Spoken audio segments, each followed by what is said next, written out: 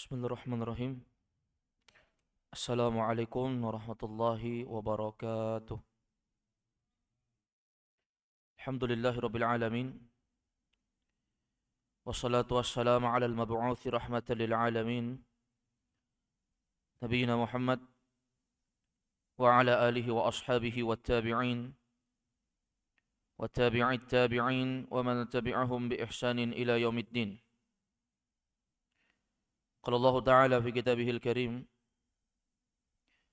wa huwa asdaqul qailin. A'udzu billahi as-sami'il 'alim minasy syaithanir rajim. من حمزه ونفخه ونفثه يا أيها الذين آمنوا اتقوا الله حق تقاته ولا تموتن إلا وأنتم مسلمون. وقال أيضا جل شأنه في آية أخرى يا أيها الناس اتقوا ربكم الذي خلقكم من نفس واحدة وخلق منها زوجها وبث منهما رجالا كثيرا ونساء واتقوا الله الذي تساءلون به والأرحام إن الله كان عليكم رقيبا. وقال أيضا يا أيها الذين آمنوا اتقوا الله وقولوا قولا سديدا يصلح لكم أعمالكم ويغفر لكم ذنوبكم ومن يطع الله ورسوله فقد فاز فوزا عظيما. Ma'asyiral muslimin wal muslimat a'azakumullah. Kita lanjutkan pembahasan kita membahas kitab Al-Mulakhasu fi Syarh Kitab At-Tauhid, ringkasan pembahasan mulakhas dari Kitab At-Tauhid, kitab yang dikarang oleh Fadilatul Syekh Shalih Fauzan bin Abdullah Al-Fauzan sebagai penjelasan syarah untuk Kitab At-Tauhid karya Syekh Muhammad At-Tamimi rahmatullah taala alaih. Di malam ini pertemuan kita yang ke-9 dalam bahas kitab ini. Kita akan masuk di halaman ke-21 dari buku cetakan Dar Al-Asimah. Di halaman ke-21 beliau rahimahullah membawakan kalam muallif Syekh Muhammad bin Abdul Wahhab rahmatullah taala alaih. Syekh membawakan satu athar dari Mu'adz bin Jabal menceritakan terkait dengan ketika Mu'adz digonceng oleh Nabi di atas keledai.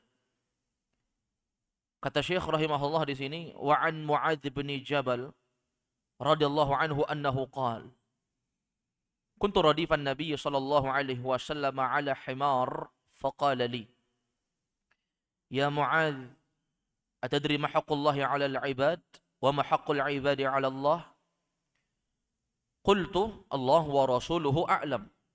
Qal haqqullahi ala al-ibadi an ya'buduhu wa la yushriku bihi syai'a wa haqqul ibadi ala Allah an la yu'adziba man la yushrika bihi syai'a.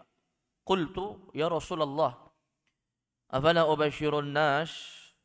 Qal la tubashshirhum fayattakilu. Akhrajahu fi sahihain.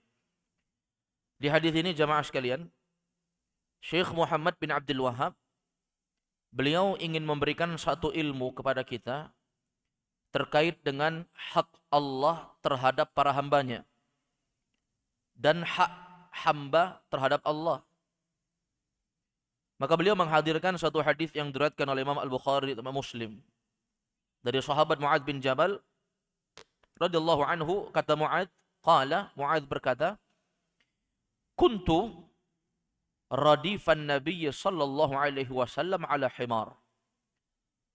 Kata Mu'adz, dulu aku pernah radifan Nabi, digonceng oleh Nabi sallallahu alaihi wasallam ala himar, di atas keledai. Ini menunjukkan Nabi dan para sahabat itu dekat. Mereka biasa berboncengan, mereka biasa bercerita. Dan memang Nabi dan para sahabat itu sering bersama. Ini akhlaknya seorang yang berilmu dan akhlak seorang yang belajar kepada orang yang berilmu. Maka seorang berilmu itu dia tidak menutup diri terhadap manusia. Dia bergaul kepada manusia. Dia dekat dengan orang-orang yang dia ajarkan ilmu agama. Demikian pula orang-orang yang mereka ingin belajar ilmu agama. Jangan menutup diri dengan orang-orang yang berilmu, dekati mereka, ya, ambil ilmu mereka. Apalagi mereka itu adalah orang yang telah banyak menguasai ilmu, memiliki ilmu yang luar biasa. Apalagi mereka adalah orang-orang yang lama bersimpuh di hadapan ulama, puluhan tahun belajar di Timur Tengah misalnya. Dekati mereka. Ya. Kalau perlu duduk-duduk bersama mereka. Nah, bedanya orang dulu duduk-duduk sambil berjalan, ya mereka sekedar duduk. Kalau kita duduk-duduk sekarang sambil ngopi di warkop, enggak masalah. Ya, dimanapun itu, maka jaga hubungan kepada orang-orang yang berilmu. Muaz digonceng naik keledai. Keledai ini hewan tunggangan yang dia itu menjadi kendaraan zaman dulu. Jadi kendaraan itu 3 zaman dulu. Ada unta. Unta ini bisa naik banyak orang di atasnya, tetapi jalannya lambat. Tapi dia kuat, ya, memiliki fisik yang kuat. Dan unta itu dipakai perjalanan jauh karena memang dia tidak terlalu banyak makan dan minum. Dia makan dan minum satu kali itu bisa tahan sampai berhari-hari, jangka waktu yang lama. Kemudian kendaraan kedua yaitu kuda. Kuda ini tidak terlalu bisa perjalanan jauh, lama seperti unta, tetapi kencang. Larinya kencang, biasa dipakai untuk perang. Dan muatannya juga nggak terlalu banyak seperti unta. Kemudian yang ketiga yaitu kendaraan yang lebih kecil sedikit daripada kuda, yaitu himar, keledai. Dia badannya agak lebih kurus dari keledai sedikit, tingginya pun lebih rendah dibandingkan kuda, karena keledai ini lebih kecil daripada kuda. Kalau misalnya yang naik antara bapak dengan anak masih wajar, tapi kalau dua-duanya bapak-bapak itu kasihan keledainya. Maka Muaz saat itu digonceng oleh Nabi naik keledai. Posisinya digonceng itu pada asalnya ya yang dibonceng itu dia duduk di belakang. Itu dibonceng namanya, dia duduk di belakang. Ma'asyiral muslimin a'azzakumullah. Faqala li, kemudian Nabi berkata kepada Muaz. Artinya apa?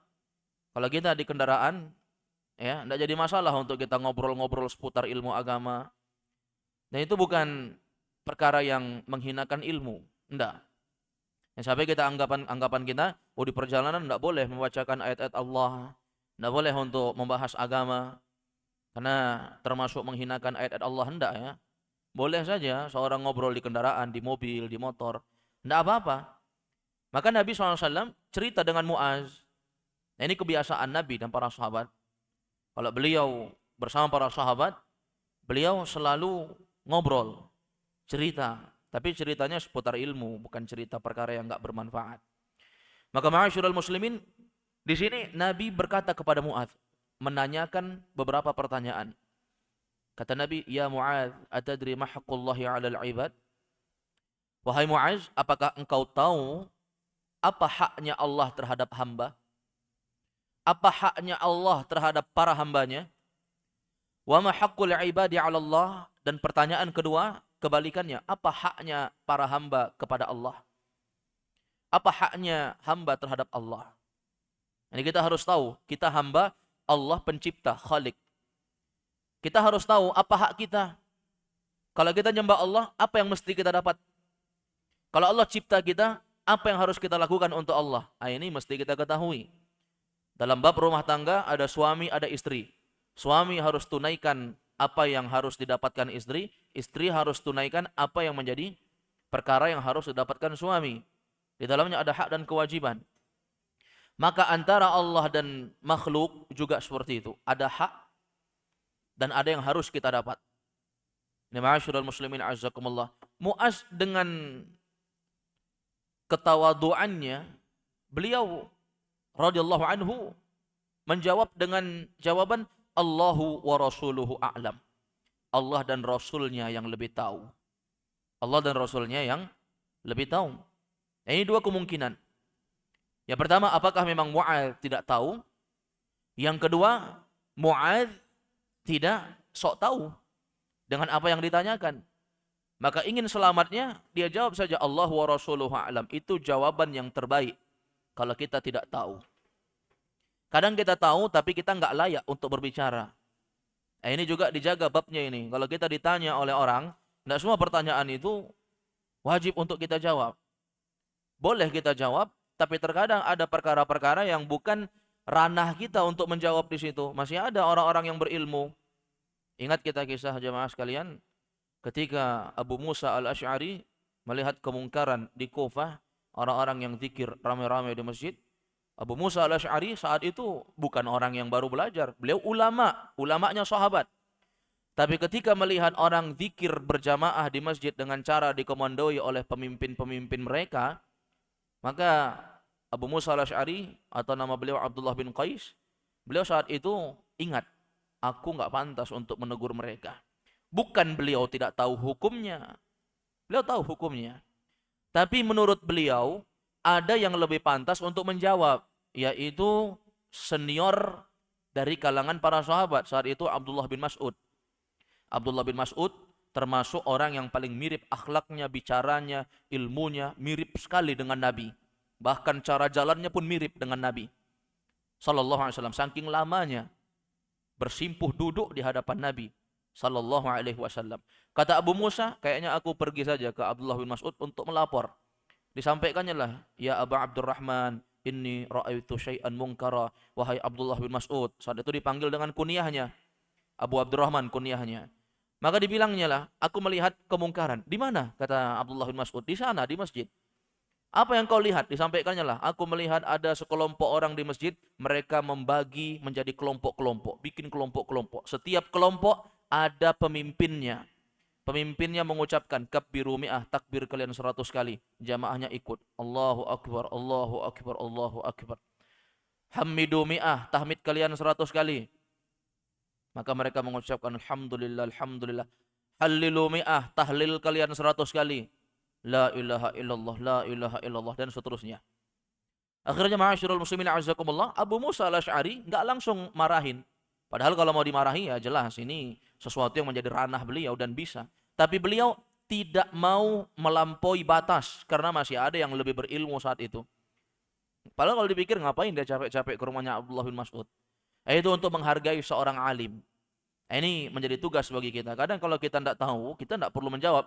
Kadang kita tahu pun kita berbicara, walaupun jawaban kita benar, itu di situ kita salah. Karena bukan ranah kita untuk menjawab itu.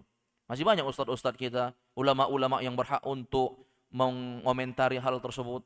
Ya kita penuntut ilmu, baru belajar, apalagi kita orang yang tidak mengerti bahasa Arab, ya, kemudian mau mengkoreksi orang yang jangan sampai nanti kita koreksi, akhirnya orang itu membalas, kita tidak bisa menjawab.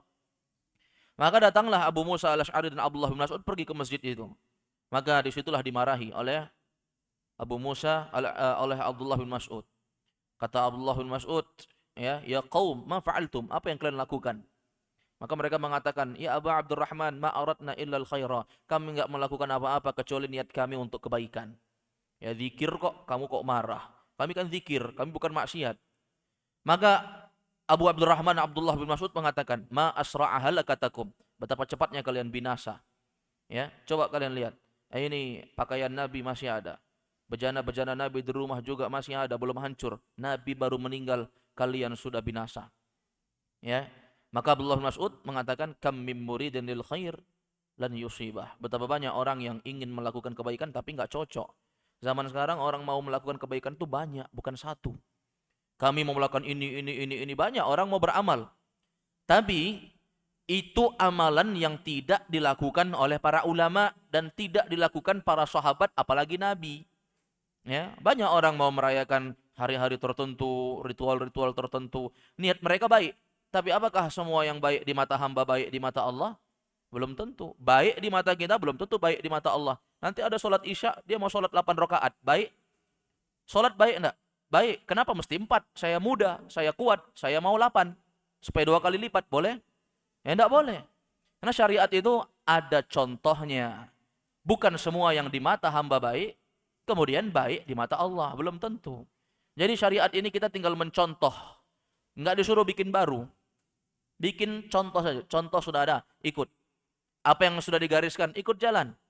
Nggak usah nyeleneh bikin kiri, bikin kanan, sok tahu ini dan itu, menganggap ini baik, ini baik, ini baik. Itu namanya istihsan, anggapan baik. Anda belum tentu baik di hadapan Allah. Ya, sangkaan kuat saja, zonnur rajih, sangkaan kuat saja, yang menurut kita kuat itu baik, belum tentu baik di mata Allah. Ya, jadi itu semua sesuatu yang mesti kita perhatikan. Maka ketika Mu'adz bin Jabal mengatakan Allah wa Rasuluhu a'lam, aku enggak tahu, Allah dan Rasulnya lah yang lebih tahu. Maka Nabi menjawab. Apa kata Nabi? Qal haqqullahi 'alal 'ibad ay ya'buduhu wa la yusyriku bihi syai'a. Haknya Allah terhadap para hambanya yaitu apa? Sesuatu yang mesti kita tunaikan selagi kita adalah hamba, ay ya'buduhu, kita menyembah Allah, wala yusyriku bihi syai'a, dan tidak menyekutukan Allah dengan sesuatu apapun.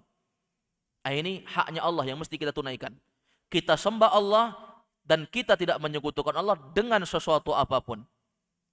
Baik, ini haknya Allah yang mesti ditunaikan oleh hamba. Jadi itu haknya Allah. Kalau kita nggak kasih, maka berarti kita zalim kepada Allah Subhanahu wa taala. Kemudian apa haknya para hamba? Kalau mereka sudah menyembah Allah, kata Nabi, wa haqqul ibad 'ala Allah. Adapun haknya hamba terhadap Allah, apa yang mesti Allah berikan kalau hamba menyembah hanya Allah saja? Alla yu'adziba man la yusyriku bihi syai'a. Allah tidak boleh mengazab hamba tersebut selama hamba itu tidak melakukan kesyirikan.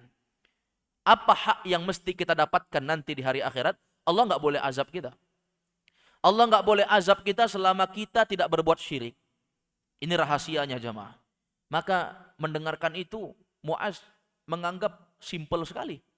Oh, ternyata masuk surga itu hanya menyembah Allah, tidak syirik. Itu saja. Maka kita akan dapatkan hak kita. Apa hak kita? Allah enggak azab kita selama kita tidak berbuat syirik.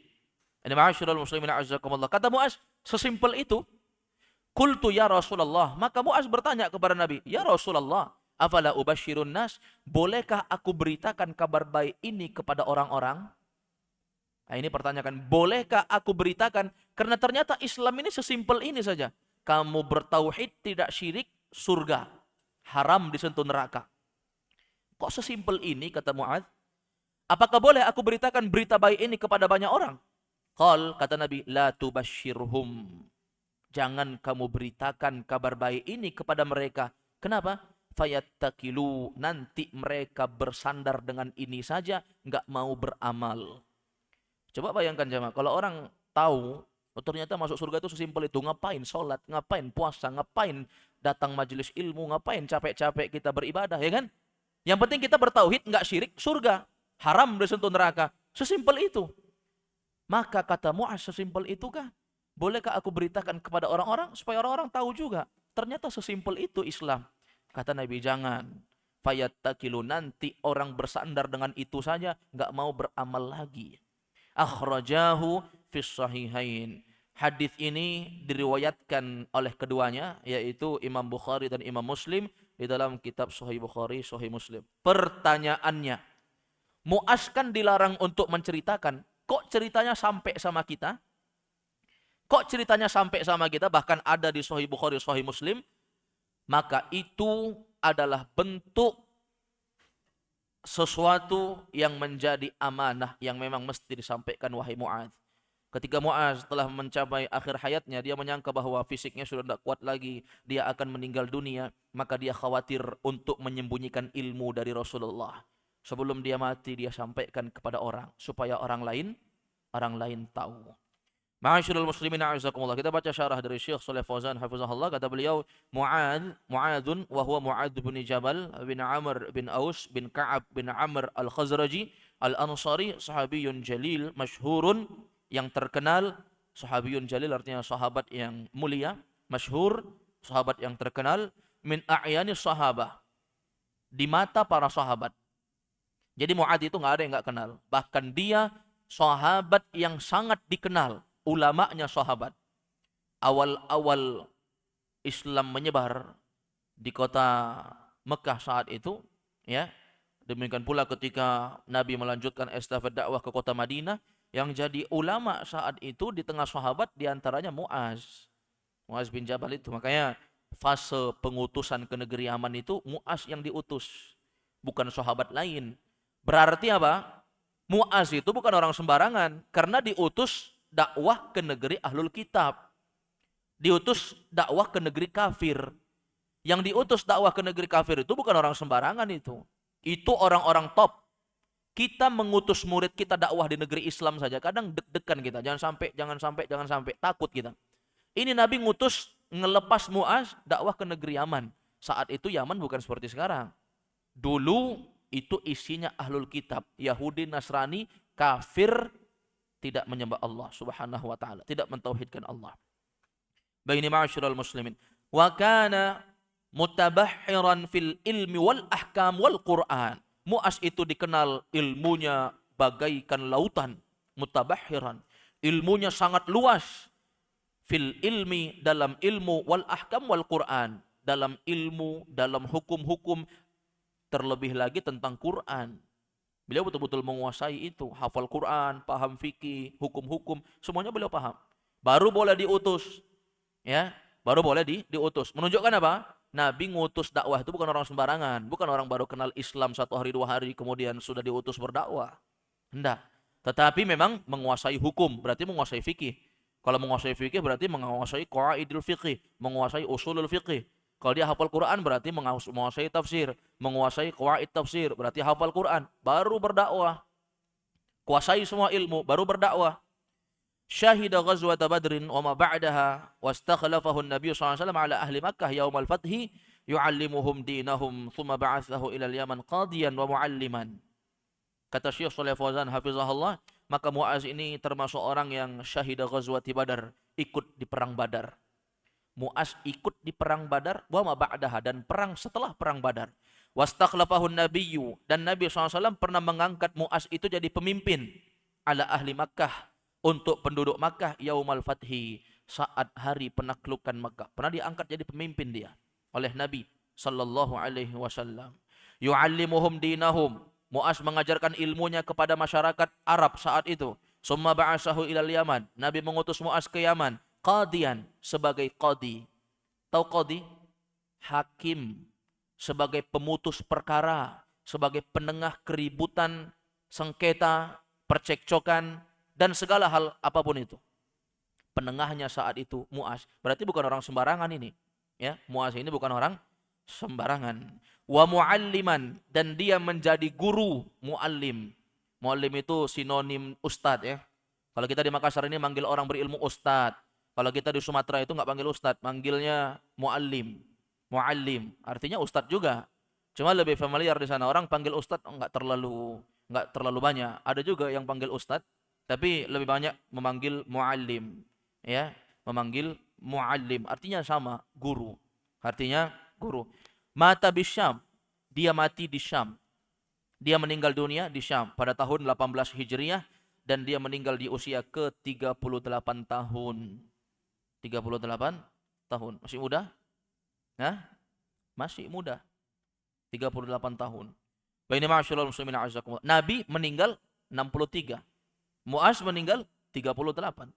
Radif, adapun radif yaitu ar-radif huwa alladhi tahmiluhu khalfaka ala dhahri dabbah. Radif itu adalah alladhi tahmiluhu khalfaka, yang engkau gonceng di belakangmu, itu radif namanya.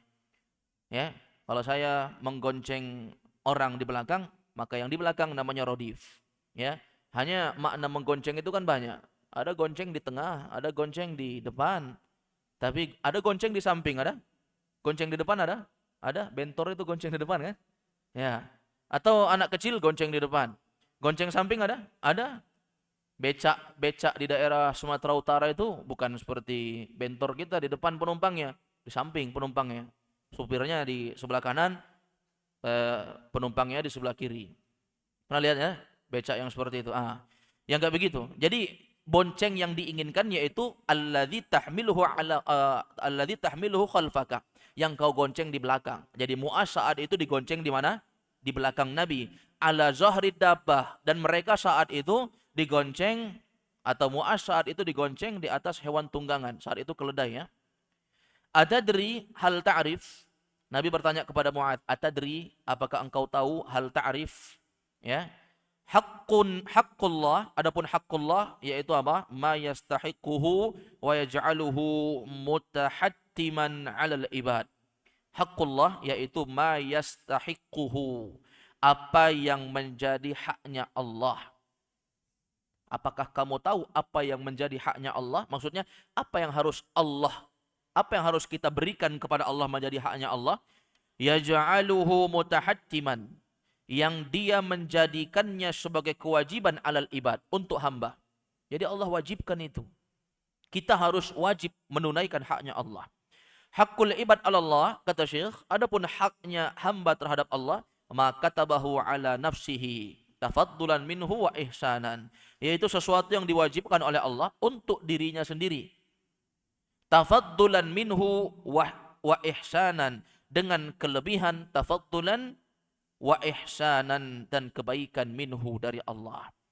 Ma'asyiral muslimin, a'azzakumullah. Kemudian kata beliau, ubasyirun nas, kata Muaz kan, apakah boleh aku memberitakan kepada orang lain? Afala ubasyirun nas, ya, aku beritakan kepada orang lain, apa artinya?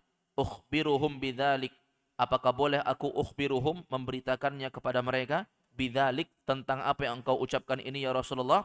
Untuk apa? Liyusayyiru au liyusarru bihi, agar mereka senang. Jadi Muaz ini orangnya, kalau beliau mendapatkan keuntungan, beliau mau bagi-bagi begitu. Disampaikan apa haknya hamba terhadap Allah, apa haknya Allah terhadap hamba. Oh begini-begini disampaikan oleh Nabi. Maka Muaz ketika tahu ternyata Islam sesimpel itu, Muaz ingin bagi-bagi berita bahagia ini kepada orang lain. Ya, beda kita. Kita kalau dapat satu keuntungan, oh jangan sampai tahu ini orang lain. Oh jangan sampai orang tahu. Ya ini sifat kita ini, kikir, ya, dan hasad terhadap nikmat yang Allah beri kepada orang lain. Ini keliru ini. Apalagi urusan akhirat. Kalau kita berilmu, ajarkan orang. Jangan pernah merasa bahwa orang yang kita ajar ini satu saat akan menyayangi kita. Jangan. Ya. Kita ajarkan saja murid-murid itu. Kalau orang mau belajar sama kita, ajarkan. Adapun dia mau, adapun kalau dia mau menyayangi kita atau tidak, itu urusan dia. Karena niat orang belajar itu dihitung dari awal dia belajar. Ya, bukan urusan kita. Tidak perlu kita tanya, kamu belum belajar sama saya, mau nyaingi saya atau apa? Ya nggak perlu kita tanya seperti itu. Muaz ini hatinya jujur. Beliau ingin bikin orang senang juga, sebagaimana dia senang. Kemudian di halaman 22 kata Syekh, yattakilu, ya, nanti mereka bersandar, maksudnya apa? Ya'tamidu ala dzalik. Ya, mereka bersandar menggantungkan hal itu. Jangan sampai kamu beritakan ini sama orang, kata Nabi. Nanti mereka bersandar sama itu saja. Fayatrukut tanafus fil a'malis sholihah, dan mereka meninggalkan at-tanafus, meninggalkan berlomba-lomba, fil a'malis sholihah, di dalam ilmu yang bermanfaat. Kalau orang sudah tahu kan masuk surga sesimpel itu aja, enggak buat syirik, intinya kita tauhid, enggak buat syirik. Ngapain orang beramal? Kan orang nggak mau beramal. Makanya Nabi bilang jangan. Nanti mereka bersandar sama itu saja. Mereka nggak mau lagi lomba-lomba beramal. Harusnya kan lomba-lomba beramal. Ngejar saf pertama. Ngejar orang yang paling pertama datang dalam kelompok Jumatan. Kelompok pertama seperti kurban dengan unta. Kelompok kedua kurbannya lebih di bawah lagi. Kelompok ketiga kurbannya lebih di bawah lagi. Kan itu ngejar namanya. Ya, badiru bil khairat. Al-ma'na al-ijmali lil hadis. Al-ma'na al-ijmaliyu lil hadis. Makna global dari hadis ini. Apa maknanya? Anna Nabi sallallahu alaihi wasallam arada ayyubayyina wujubat tauhid 'ala al-ibadi wa fadlih. Nabi ingin mengajarkan dan menjelaskan kepada para hambanya tentang kewajiban tauhid dan keutamaan tauhid itu. Nabi ingin mengajarkan. Fa'alqa dzalika bi sighatil istifham. Akan tetapi Nabi menyampaikan ilmu tentang kewajiban bertauhid itu dengan cara bertanya. Berarti menunjukkan apa jamaah? Boleh saja kita mengajari orang ilmu agama bukan cuma sekedar berceramah. Tapi metode Nabi, kadang Nabi nggak langsung ceramah. Nabi bertanya dulu. Sehingga orang itu kepo, dia mau tahu, baru kita sampaikan. Jadi ilmu itu lebih melekat. Karena dia yang bertanya. Dan sahabat itu, mereka rasa tahu tentang agamanya banyak sekali. Mereka itu betul-betul mau tahu tentang agama. Ya. Betul-betul mau tahu tentang agama. Jadi kadang Nabi mengajarin orang itu ya seperti itu. Kadang dengan cara menyampaikan langsung, kadang dengan cara Nabi tanya dulu, tahukah kamu? sehingga dia nggak tahu dan dia mau bertanya. Akhirnya ilmu disampaikan. Itu lebih melekat. Ada lagi thariqah cara dakwah Nabi itu bukan Nabi yang menyampaikan, bukan Nabi juga yang bertanya. Tapi malaikat datang, seakan-akan malaikat nanya sama Nabi, sahabat menyaksikan. Seperti apa itu? Hadis Umar bin Khattab. Ketika itu Jibril menyamar dengan wujud manusia yang sangat putih bajunya, sangat hitam rambutnya, bersih, tampan, duduk di hadapan Nabi, bertanya kepada Nabi. Ya Rasulullah, apa itu Islam, apa itu iman, apa itu ihsan, apa itu tanda kiamat. Akhirnya sahabat-sahabat yang duduk menyaksikan nggak tahu, akhirnya mereka tahu. Kadang boleh saja kita buat seperti ini. Kadang kita bikin tanya jawab. Ya, mungkin kalau kita nasihati teman kita secara langsung, dia nggak mau dengar. Kadang kita pura-pura ngobrol. Ayo kita kumpul bertiga sini. Kita pura-pura ngobrol sama teman kita. Pura-pura ngobrol, sebenarnya kita mau ngajarin orang ini nih yang lagi dengar. Boleh? Boleh. Apapun caranya, yang penting inti dakwah itu tersampaikan dengan baik. Boleh juga pura-pura bertanya kita. Nanti dia jawab, oh saya nggak tahu. Kita jelaskan. Apa hukumnya sholat 5 waktu? Dia bilang, oh saya nggak tahu. Selama ini yang saya tahu, sholat itu suka-suka kita. Mau sholat mau nggak, terserah. Maka kita sampaikan. Ya, oh ternyata sholat itu begini, begini, dan begini. Apa dalilnya? Dalilnya di sini. Kalau nggak hafal, tunjukkan bukunya. Ini bukunya. Silakan dibaca. Dibaca-bacanya, oh tertarik dia dengan Islam. Di mana beli bukunya? Nggak usah beli, ambil aja. Ya, dia mengambil buku itu nggak seberapa harganya dibandingkan hidayah kalau orang itu kenal Islam. Luar biasa itu jemaah. Ya, la ayyuhda bika rajulun wahid khairun laka min humrin na'am. Kata Nabi, sungguh kalau ada satu orang yang kenal dakwah gara-gara Anda, maka itu lebih baik untuk Anda daripada Anda mendapatkan unta merah. Lebih baik, berarti lebih besar pahalanya dibandingkan Anda sedekah dan mendapatkan harta unta merah. Unta merah itu kendaraan yang terkaya atau harta terkayanya orang Arab di masa Nabi.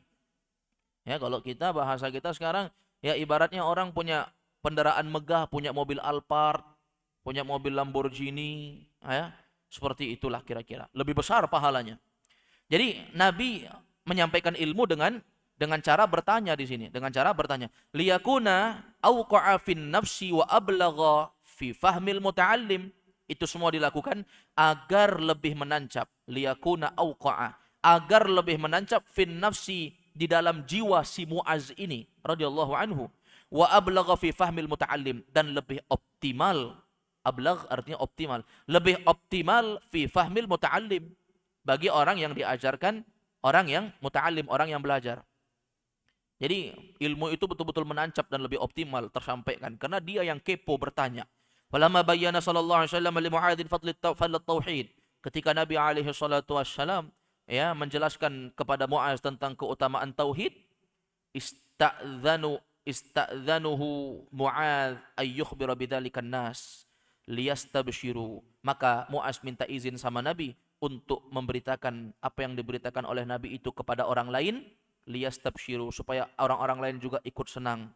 Famana'ahu nabiyyu sallallahu alaihi wasallam, tapi Nabi larang min dalik, untuk menyampaikannya. Kenapa? Khauman min ayya'tamidan nas ala dhalik. Takutnya nanti manusia bersandar sama itu saja, mereka enggak mau beramal. Ya. Fayuqallilu minal a'mali salihah, sehingga mereka yuqallilu, menyedikitkan minal a'mal, amalan-amalan yang salihah, amalan yang baik. Kemudian kata Syekh, munasabatul hadis lil bab, sisi kesesuaian hadis ini dengan bab kitab tauhid. Anna fihi tafsirat tauhid, bahwa di dalam hadis ini terdapat penjelasan tentang tauhid. Bi annahu ibadatullah, bahwa di dalamnya ada ibadah kepada Allah wahdah, semata.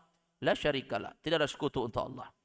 Terakhir kata beliau, ma yustafadu minal hadis, faedah yang bisa kita petik, ini faedah yang mesti kita amalkan ini. Al-awwal, yang pertama, tawadu'un nabi haitsu raqibal himar wa ardafa alaih. Ya, betapa tawaduknya Nabi sallallahu alaihi wasallam di mana beliau itu ya mengendarai keledai. Yang pertama naik keledai. Padahal kalau dibilang naik keledai, ini kendaraan orang miskin ini.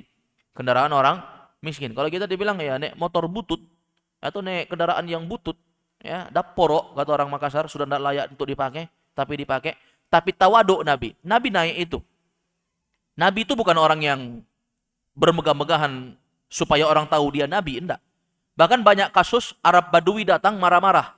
Mana Muhammad? Mana Muhammad? Padahal Muhammad depan dia. Nggak tahu mereka mana Muhammad. Karena Nabi tampilannya sama dengan orang biasa. Jubahnya jubah biasa. Bukan Nabi itu pakai jubah lapisan emas. Enggak. Bukan Nabi itu kalau jalan harus digendong orang. Dinaikkan pakai peti kemudian diangkat di atas. Enggak. Seperti banyak raja-raja. Bukan kursi Nabi itu kursi raja. Enggak. Padahal beliau pemimpin kaum muslimin. Pemimpin negara. Yang mengatur urusan seluruh kaum muslimin saat itu. Tapi enggak. Beliau naik keledai.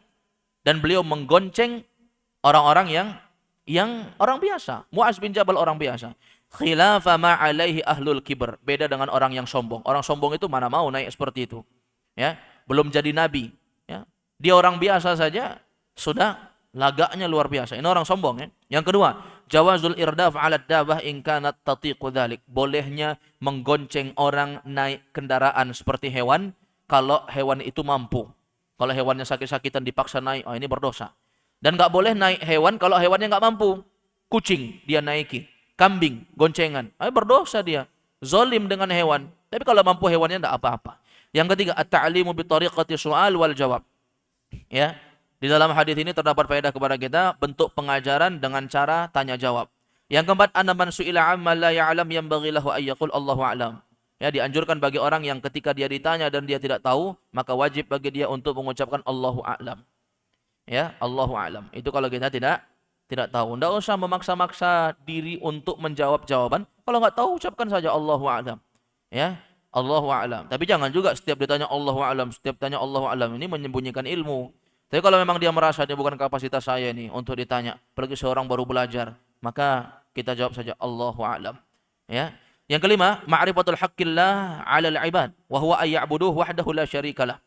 Di dalam hadis ini terdapat faedah kepada kita, yaitu pengetahuan haknya Allah kepada para hambanya, yaitu para hambanya hendaknya menyembah Allah semata dan tidak menyekutukan Allah. Yang keenam, anna man lam yajtani basyirka, bahwasanya orang yang tidak menjauhi kesyirikan, lam yakun atiyan bi ibadatillahi haqiqatan, maka hakikatnya mereka belum mendatangkan ibadah untuk Allah. Orang yang mereka tidak menjauhi kesyirikan, maksudnya apa? Dia sholat juga, tapi nyembelih juga untuk selain Allah. Sholat juga, tapi pergi juga meminta di kuburan. Dan hal-hal yang lain. Maka yang seperti ini hakikatnya kata Syekh, dia belum beribadah kepada Allah dengan sebenarnya. Walau abadahu fis surah, walaupun tampaknya dia menyembah Allah. Yang ketujuh, fadlu tauhid wa fadlu man tamassaka bih. Di dalam hadis ini menunjukkan keutamaan tentang tauhid dan keutamaan orang yang berpegang teguh dengan tauhid. Yang kedelapan, tafsirut tauhid wa annahu ibadatullah wahdahu wa tarku syirik. Di dalam hadis ini terdapat faedah tafsir tentang kalimat tauhid, bahwasanya dia adalah ibadah kepada Allah. Tauhid itu ibadah kepada Allah wahdah semata, wa tarku syirik, dan meninggalkan kesyirikan. Yang kesembilan, ijtinabu bisyaratil muslim bima yasurruhu.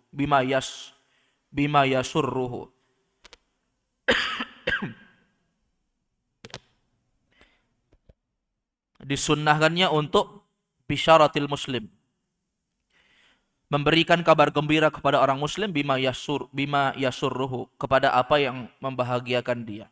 Jadi kalau ada sesuatu yang membahagiakan orang, kita beritakan. Misalnya tips-tips masuk surga, sesuatu yang membahagiakan bahtera rumah tangga, cara pintas masuk di dalam surga misalnya, sampaikan. Yang ke-10, jawazu kitmanil ilmi lil maslahah. Bolehnya mendiamkan ilmu kalau ada kepentingan.